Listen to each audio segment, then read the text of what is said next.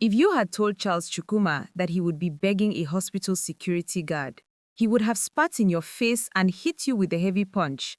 But here he was, in the sterile, air-conditioned lobby of the Reddington Hospital, his voice cracking.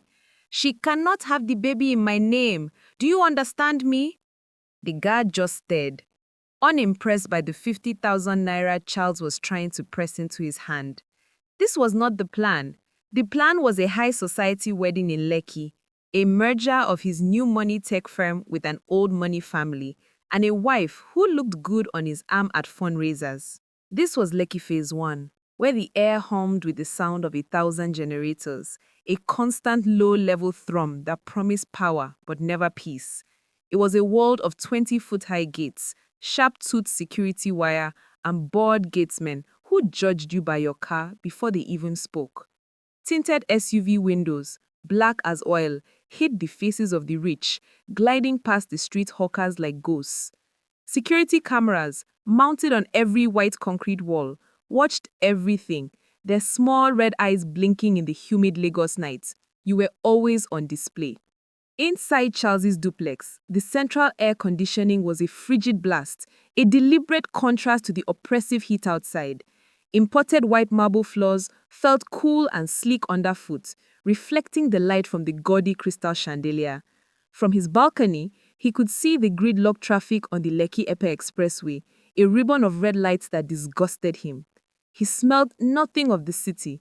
His automatic diffusers pulsed every 10 minutes with the sharp scent of Tom Ford's Oddwood, masking the faint, sour smell of the lagoon at low tide.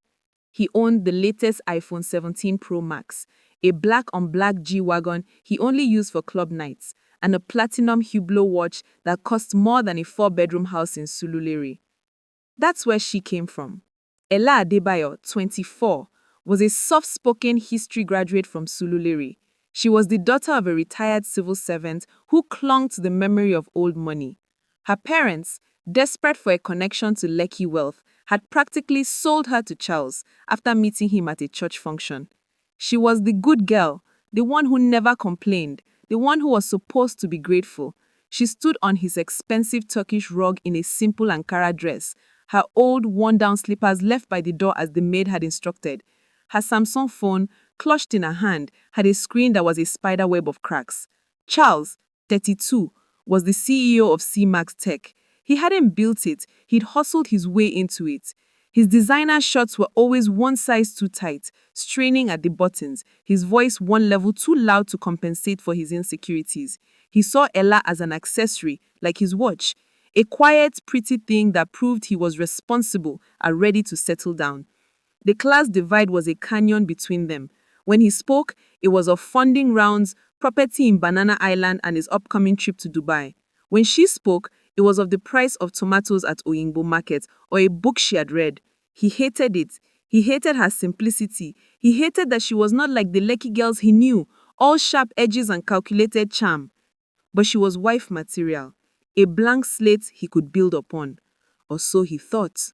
Weeks before the wedding, Ella stood in the guest bathroom, a vast, cold room of grey marble. Her hand was trembling. She had been dizzy for days, a nausea that the house staff assumed was nerves.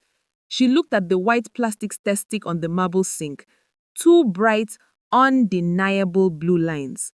Her heart didn't leap with joy. It froze in terror. She sank to the floor, the cold marble seeping through her thin dress. The world tilted, the expensive light fixtures spinning above her. This was not Charles's baby.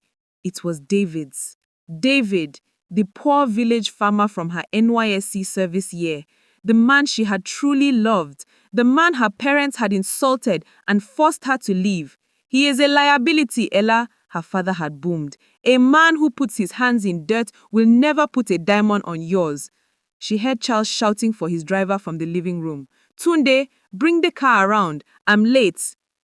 Quickly, frantically, she shoved the test into her cheap handbag, burying it under her receipts and her transport card. "I have to hide this," she whispered, her reflection staring back wide-eyed with fear. "I just have to survive the wedding. Love will grow after. It has to." It didn't. The scene was the small, cluttered living room of her parents' house in Surulere, It was a stifling Sunday afternoon, heavy with heat and the smell of old furniture polish and the fried plantain from lunch. Her father, Chief Adebayo, sat in his worn-out armchair, the fake leather peeling, fanning himself with a copy of the Punch. Her mother sat on the plastic-covered sofa with her face set in stone. Ella had come to beg them one last time, just 2 weeks before the wedding. "Mama, Papa, please," Ella whispered, her voice barely audible. She was kneeling as tradition demanded. "I can't marry him. I don't love him." She paused, her voice shaking, and took a desperate breath. "I love someone else. A farmer from my university service year. His name is David." Her father stopped fanning. The only sound was the whirring of the standing fan in the corner. "A farmer?" he boomed, his voice dripping with disgust. "A common, dirty-nailed farmer?" Her mother stood up, her wrapper tied tight across her chest. "Is this how you want to repay us, Ella? After all we sacrificed to send you to university, you want to disgrace this family by marrying a liability?" "He is not a liability," Ella cried, a surge of courage surprising her. "He is kind, he is smart, he has a degree in agriculture." "He has dirt under his nails," her father shouted, striking the arm of his chair. "He has no name. Charles Chukwuma is a CEO. He lives in Lekki. He drives a G-Wagon. He will give us grandchildren who matter, who go to school abroad." "You will marry Charles," her mother said, her voice dropping to a dangerous cold low. "You will go to that house and you will be a good wife. You will forget this planter. If you walk out that door to meet that farmer, you are no longer our daughter. Do you hear me? We will disown you." Ella's tears stopped. The threat hung in the hot, still air. Her throat felt like it was full of sand. This was not a discussion. It was a sentence. Her shoulders slumped. She looked from her. Ella's tears stopped. The threat hung in the hot, still air. Her throat felt like it was full of sand. This was not a discussion. It was a sentence. Her shoulders slumped. She looked from her father's angry, bulging eyes to her mother's cold, merciless ones. Her chest felt like the packed yellow downfall buses on Ikorodu Road, jammed, hot, and impossible to breathe in. "Yes, Mama," she whispered, her head bowed to the floor. Her younger brother, Tunde, was 17. He watched from the kitchen doorway, holding a plate. He was the only one who had met David, just once, and liked him. He saw the pain on his sister's face and the greed on his parents. He opened his mouth to speak. "Papa, but—" "Shut up," his father roared, not even looking at him. "Go to your room. This is not for children." Tunde flinched. He looked at Ella, his eyes full of pity, and whispered, "Sorry." Then he disappeared, becoming another silent accomplice in her pain. Her mother nodded, satisfied. "Good. Now go and prepare. Charles is sending a car for you. Don't keep him waiting." Ella walked stiffly to the small room she shared with Tunde. The sounds of the Surulere street, the pure water cries, and the distant blare of an okada felt a million miles away. She sat on the edge of her bed.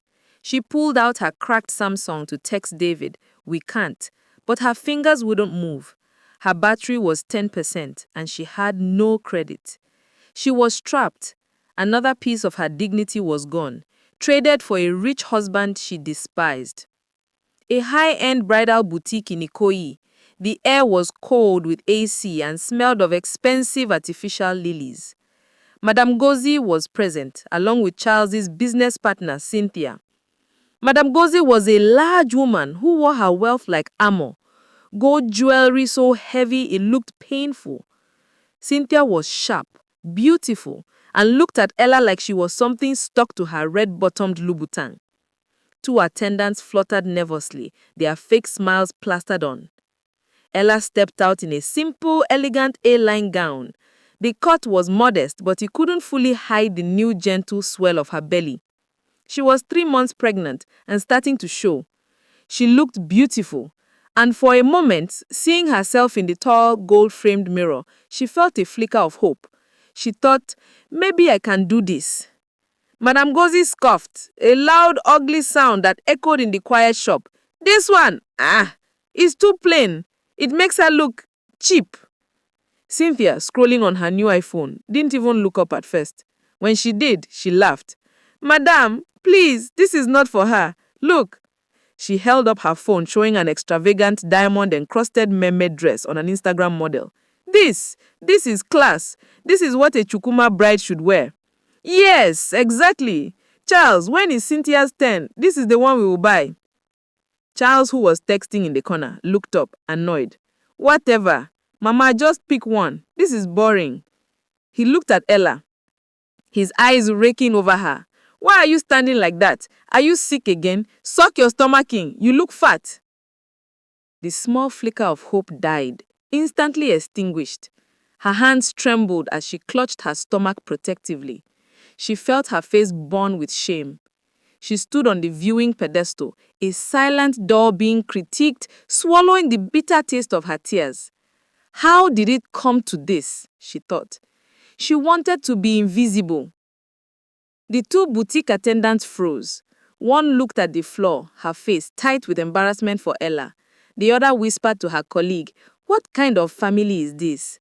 But they said nothing. They needed the sale.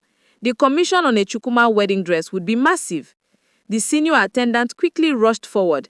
Madam, we have other options, more bold options.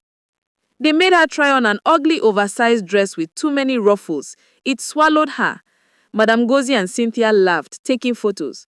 Now you look like a proper village girl, Cynthia mocked. They didn't buy any dress that day. Charles threw some cash at the attendant. For your troubles. He made Ella walk behind him and his mother to the car, leaving her to stumble in her old slippers on the polished floor while he held the door for Cynthia. An exclusive restaurant on Victoria Island, the kind with no prices on the menu, dim lighting, and waiters who moved like shadows. Charles had called it a family dinner, but the only people there were Charles, Cynthia, and Madame Gozi. Ella, now married for 2 months, had been living in the Lekki house. The pregnancy was obvious, and Charles's coldness had turned to ice. He had already moved her out of the master bedroom and into the guest room, which felt like a prison. Ella arrived in a boat, which Charles made her pay for. She wore the one good dress her mother had bought her. She was hungry. Charles had instructed the maids to not serve her lunch. She had hoped this dinner was a peace offering. She reached for the bread basket as soon as the waiter set it down. Madame Gozi slapped her hand away, not a tap, but a sharp, stinging slap that cracked in the quiet restaurant. So no home training, you eat before your husband? Charles laughed a short barking sound. Mama, leave her. She's just hungry. Ain't you, Omobikyu? Cynthia, seated next to Charles, placed her manicured hand on his thigh. Charles, darling, I'm so glad we are having this dinner. We need to clear the air. She turned to Ella, her smile like a knife. Listen, Ella, I'm going to be the new Mrs. Chukuma, the real one. Charles is divorcing you right after this thing. Is pregnancy not for strong women? Cynthia mocked, leaning in. You look so weak, so Surulere. Charles needs a strong woman like me. Charles nodded, sipping his wine. She's right. This was all a mistake, a contract, and you broke it by dipping fat and useless. The world tilted. Her chest felt like Lagos traffic, everything jammed and suffocating. She looked at Charles, who refused to meet her eyes, instead staring at Cynthia's chest.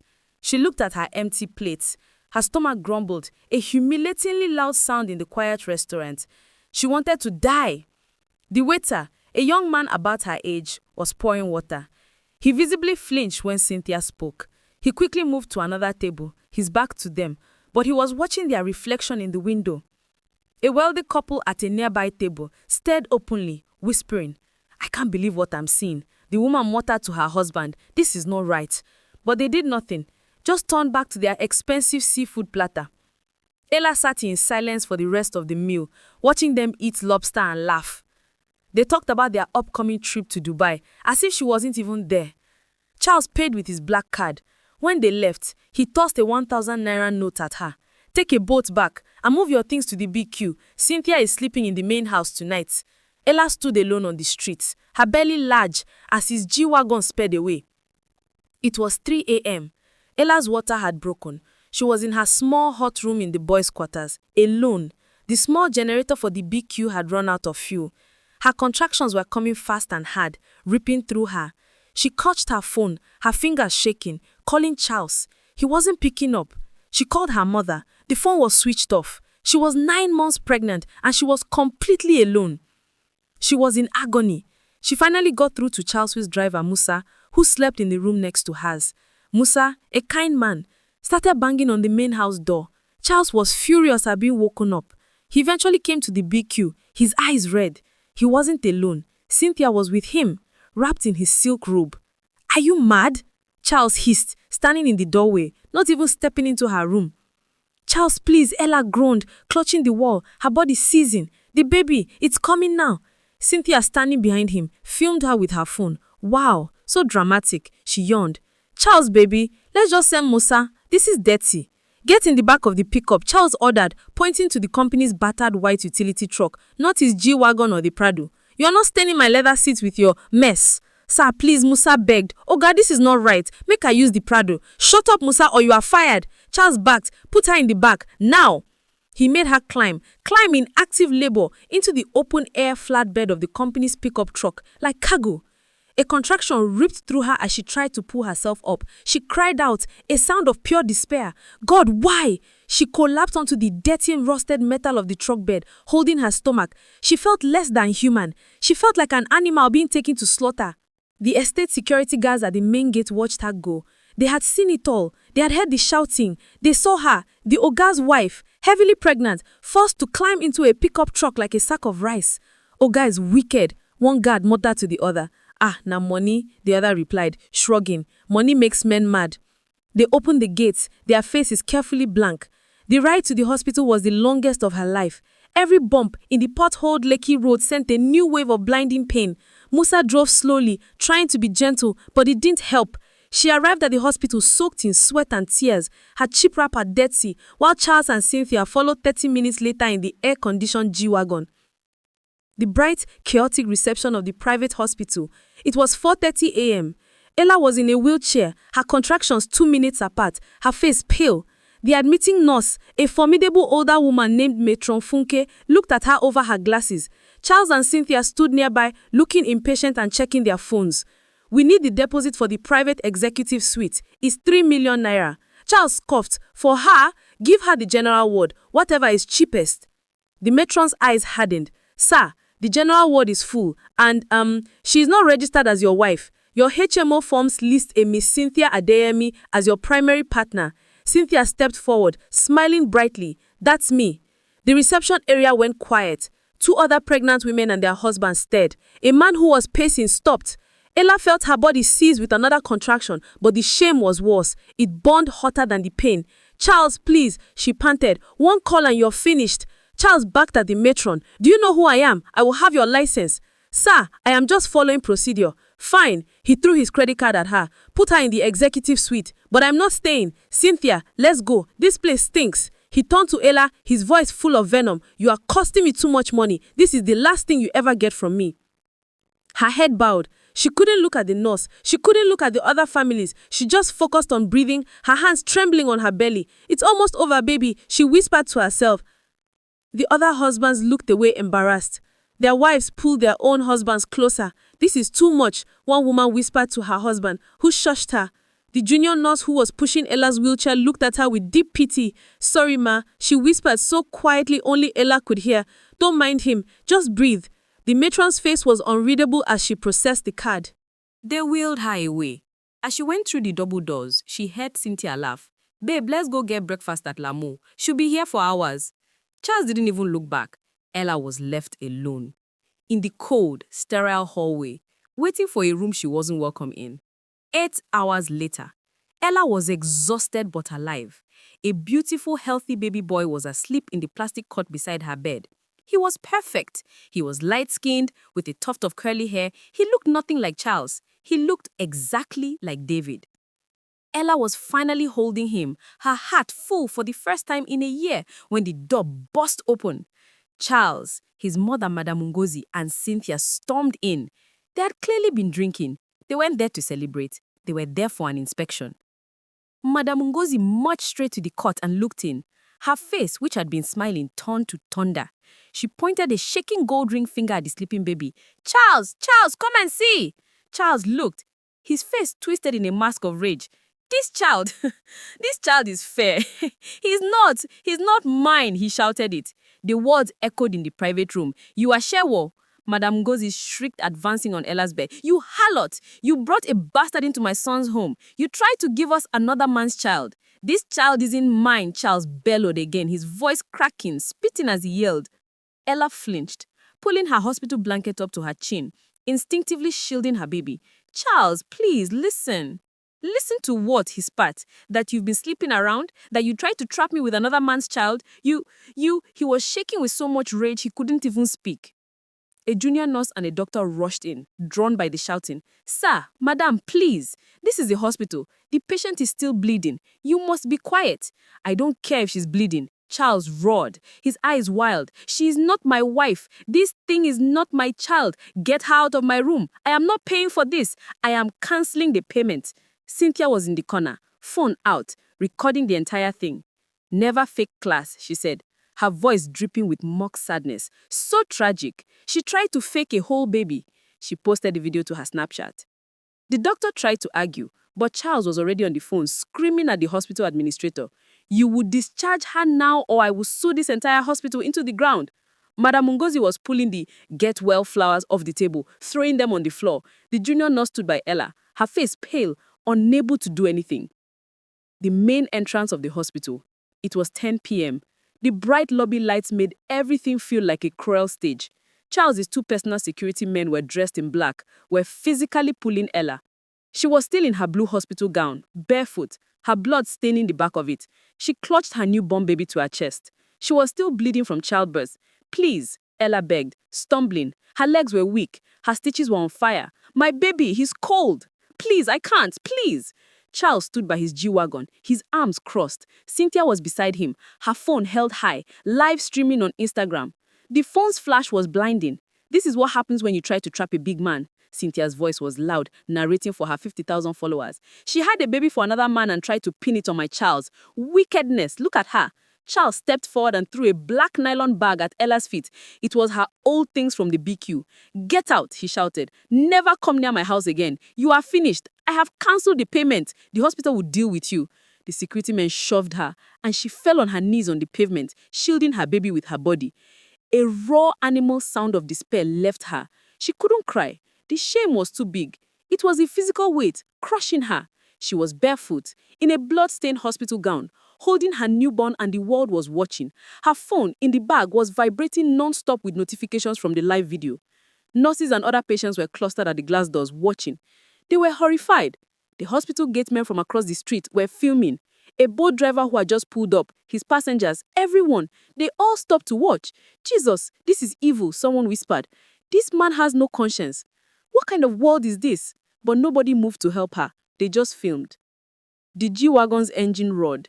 Charles and Cynthia got in laughing and sped away. Ella was left on the dark pavement by the estate gate, still bleeding, still barefoot, clutching her newborn son. The video of her on her knees was already being shared in thousands of WhatsApp groups. The caption, Lekki big boy kicks out cheating wife and bastard baby. It was 2 a.m. A slow, cold drizzle had started. Ella had stumbled, walked, and crawled to a bus-stop shelter on the Lekki Epe Expressway. She had nowhere to go. She had tried to call her parents. Her mother picked up, heard her voice, and hung up. Don't call this house again, Ella. You have disgraced us. The video was everywhere. Her family was ashamed. Her baby started to cry. A thin, hungry wail that cut through her fog of pain. He needed to be fed. Her breasts were sore and leaking, but her gown was thin, and she had no cloth, no privacy. Her phone, which she had retrieved from the bag, was on 2% battery. The screen was a nightmare of notifications. Blog headlines, Instagram tags, hateful comments from strangers. She deserved it. Gold-digging harlot. See her face. Na Surulere the hungry am. Why she go cheat? She thinks a Lekki men be fool. She had no money. She had no one. She was dirty, bleeding, and her belly was starving. This was it. This was the end. She looked down at her baby's face, so innocent, so beautiful, so much like David. "I'm so sorry, my love," she whispered, her tears finally falling, hot and fast, mixing with the rain on his small head. "I failed you. I brought you into this world, and I can't even feed you." She slumped against the concrete wall of the shelter, the reek of urine and rainwater filling her nose. She closed her eyes. "God," she sobbed, her voice a raw, broken thing. "Father Lord, Jehovah, you see me. You see how they've humiliated me. You see what Charles did. You see what Cynthia posted. They are in their warm bed laughing, and I am here on the floor. My baby is hungry. I am bleeding. My own mother has abandoned me. God, I have nothing left. My phone is about to die. I can't call anyone. I can't fight anymore." She held her baby up to the dark, rainy sky. "If you don't help me, God, I don't know what will happen. Please, send me just one person, just one friend, one sign that you haven't forgotten me. I'm leaving it in your hands. I am so tired, God, so tired." Her phone screen flickered and went black. Her hand fell to her side. She pulled her baby inside the thin hospital gown against her skin for warmth and fell into a cold, exhausted and broken sleep as the trucks thundered past on the expressway. Ella walked to the sound of an old church choir practicing nearby. It was morning. The rain had stopped, but the air was cold and damp. Her body ached with a stiffness that was deeper than bone. Her baby stirred against her chest, whimpering softly. She panicked, thinking but no, he was just cold. "It's okay, my love. Mama is here," she whispered, her voice hoarse. She felt a profound emptiness. Her prayer felt like it had bounced off the sky.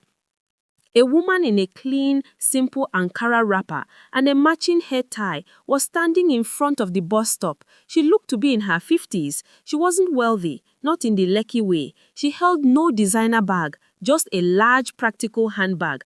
But her face was kind and her eyes were sharp and intelligent. She was holding a large food flask and a small nylon bag. "Excuse me," the woman said. Her voice was calm and strong. "Are you Ella Adibayo?"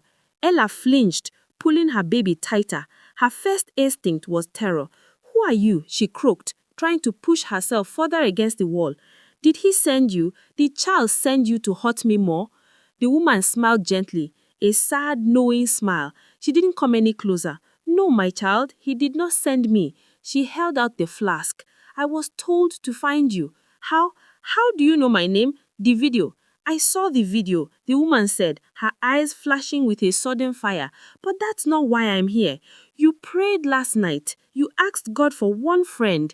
Ella's blood ran cold. How did you know that?"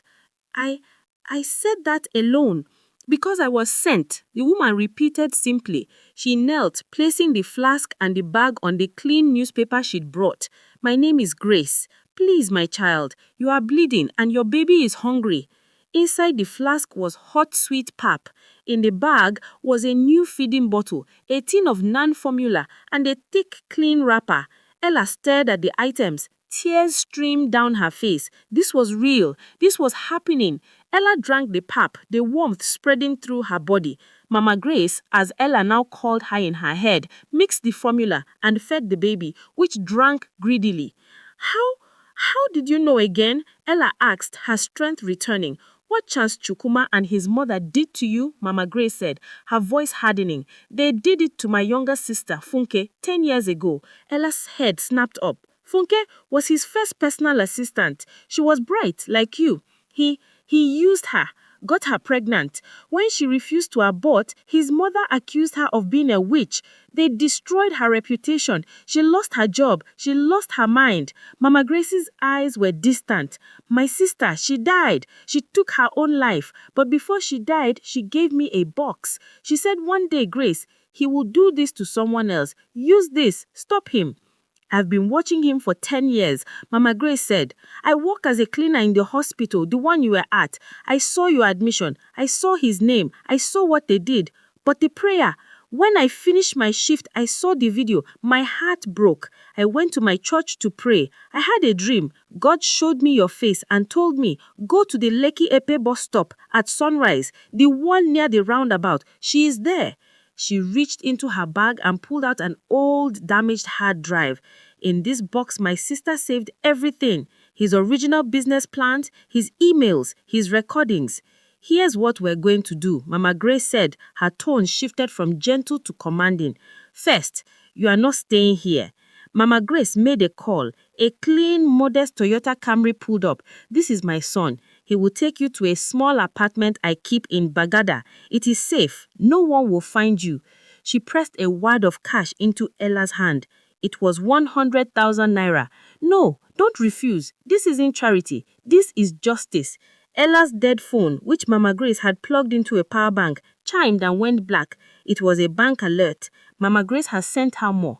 Get clean, get strong, buy clothes for you and this beautiful boy.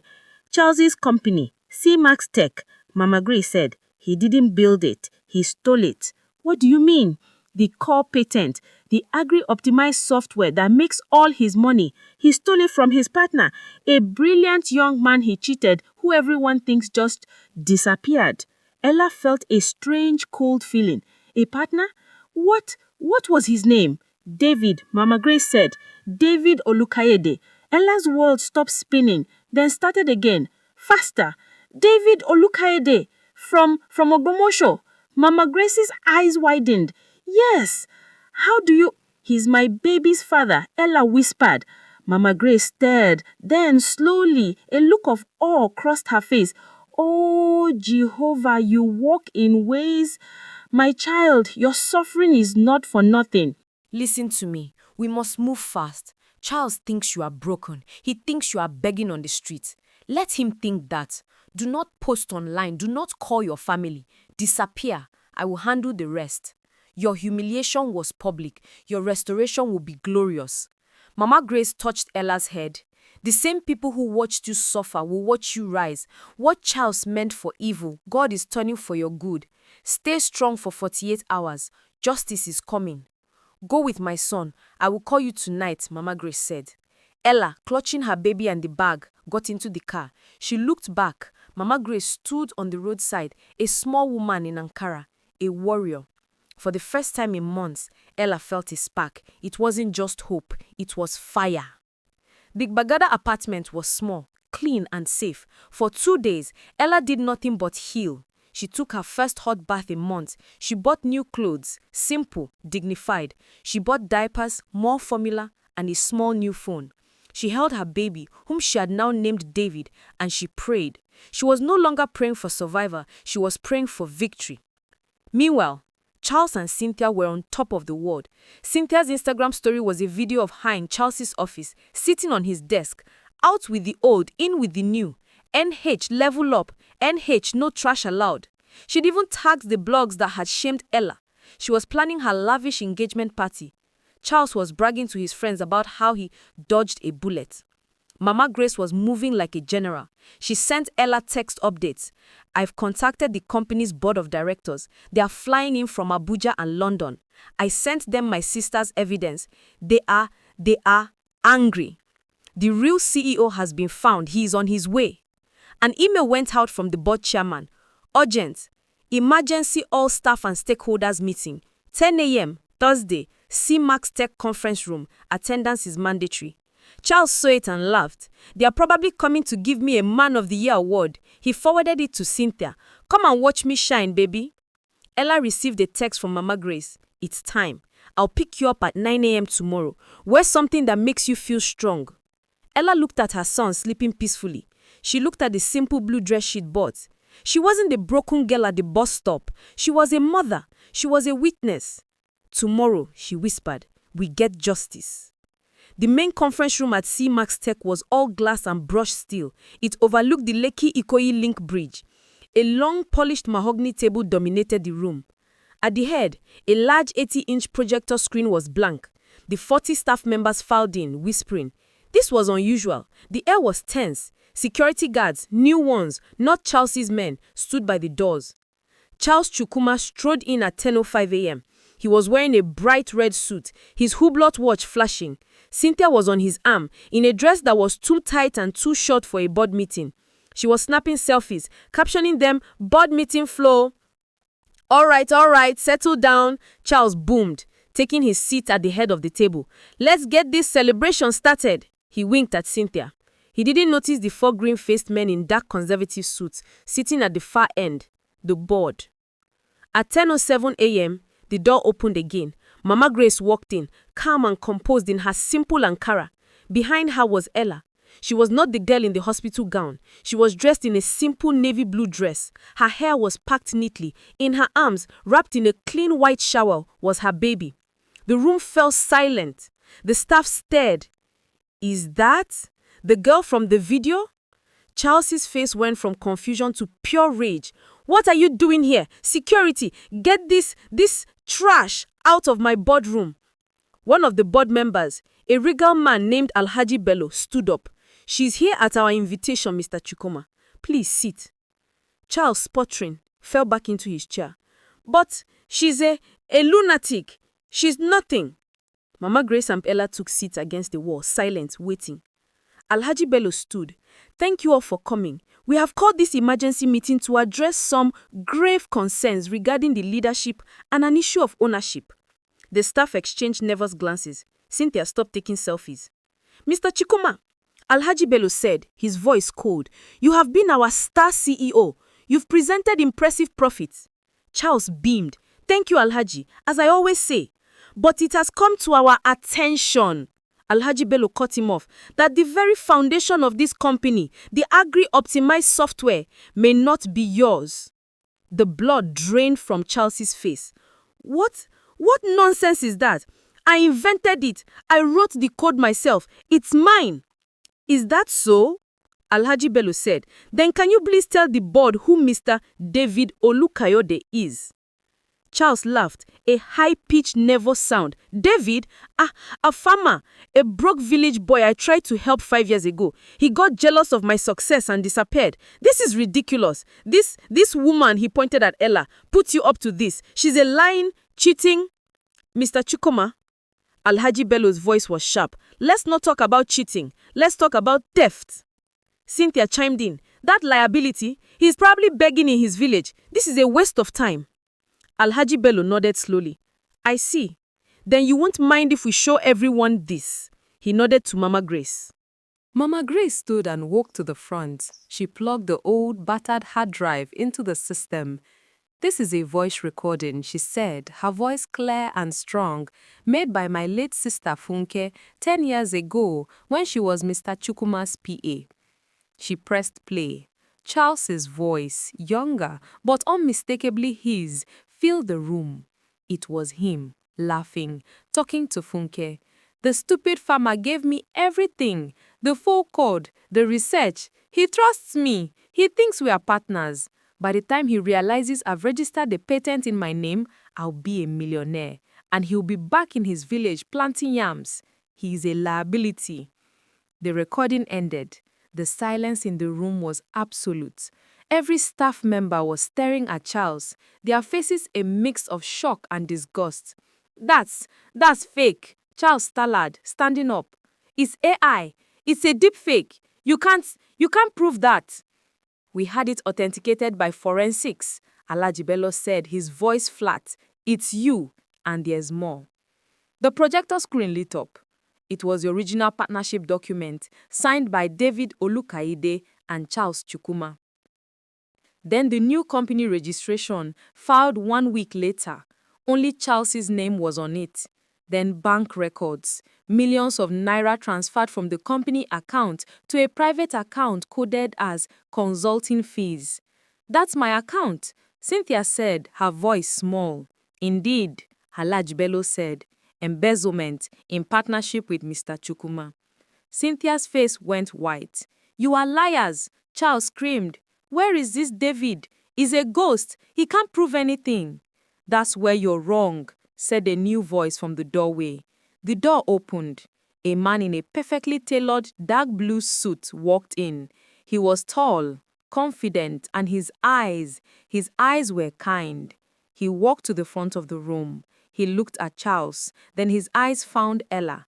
Ella gasped, her hand flying to her mouth. It was David. Charles Chukuma collapsed into his chair as if his bones had turned to water. David, no, you were poor. David looked at him, not with hatred, but with a cold pity. I was, until I used my village knowledge to build another company, and another. While you were stealing my first idea, I was building an agriculture export empire you can't even imagine. An empire, by the way, that the board has just made a majority partner in this company. He turned to the board. I am David Olukaide, the founder and rightful CEO of 95% of this company's core technology. Please. Charles scrambled from his chair and fell to his knees. He crawled toward David. Please, David, we can share. I'll give you 50%, 60%. David didn't even look at him. He was looking at Ella. He was looking at the baby in her arms. You didn't just steal my company, Charles. David said, his voice dangerously quiet. You tried to destroy a life. You humiliated her. You threw her and my son out of a hospital. The room erupted in gasps. His son? Cynthia, seeing it was over, grabbed her purse and tried to dash for the door. The new security guards blocked her path. Ma'am, please wait. The police are on their way. We have a signed confession from your bank manager about the embezzlement. A large bellow stood. Charles Chikuma, you are fired. Effective immediately for gross misconduct, theft, and fraud. You will be prosecuted to the full extent of the law. He looked at Cynthia. You are being detained for accessory to embezzlement. Your assets are frozen. No! Charles screamed, grabbing the table. This is my company. This is my office. You can't. This gentleman will show you out, Halaj Bello said. The security guards grabbed Charles's arms. It was a mirror of the scene at the hospital. Get your hands off me, he screamed. Do you know who I am? They dragged him, his expensive shoes scraping the floor. They dragged him past his staff, who watched in silence. They dragged him past Ella. His eyes met hers, filled with begging and hate. Ella just held her son and watched. They dragged him through the glass doors, in front of the entire office floor. His humiliation, just like hers, was public and total. As the doors closed, Ella looked at David. He was already walking toward her, his eyes filled with tears. The room was silent as David approached Ella. The staff, one by one, started to clap. Ella, David whispered, his voice thick. He looked at the baby, his son. Is he? Yes, Ella cried, tears of relief finally falling. His name is David, after his father.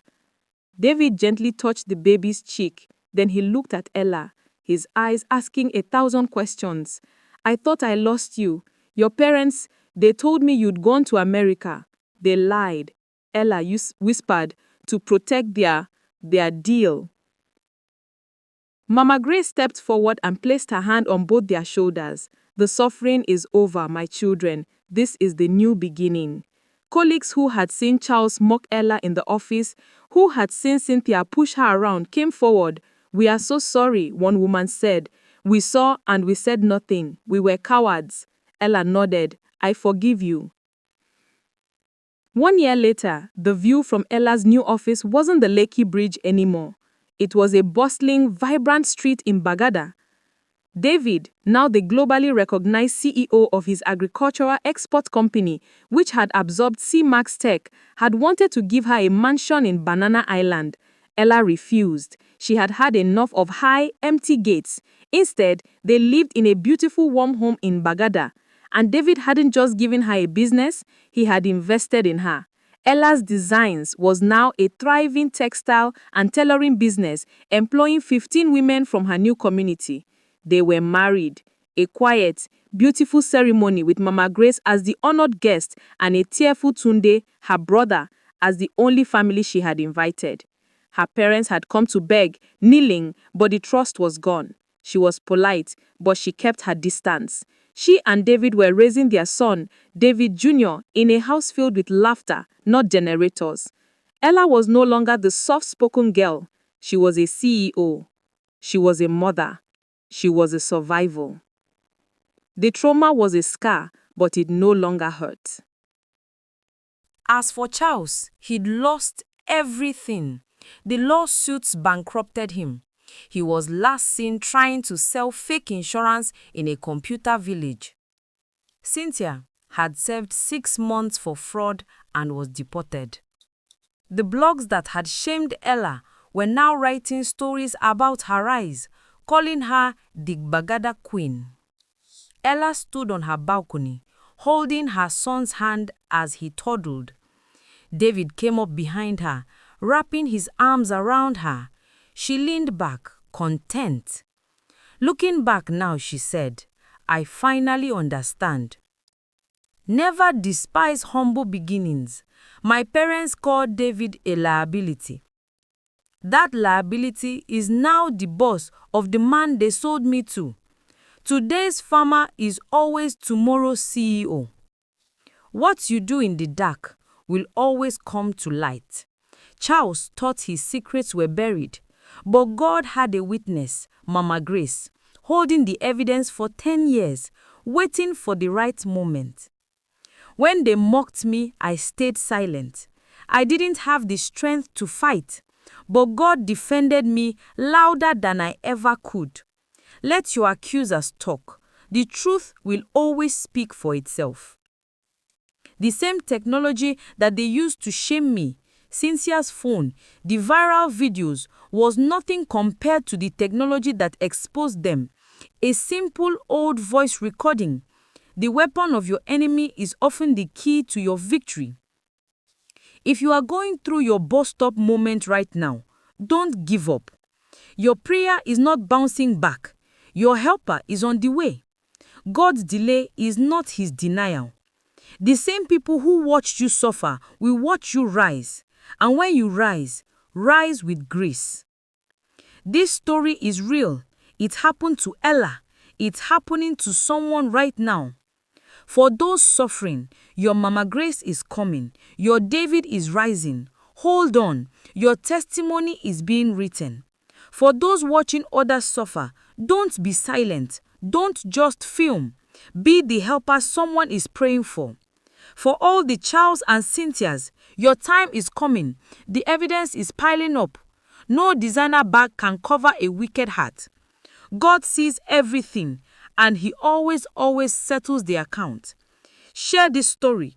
Someone needs to hear it today.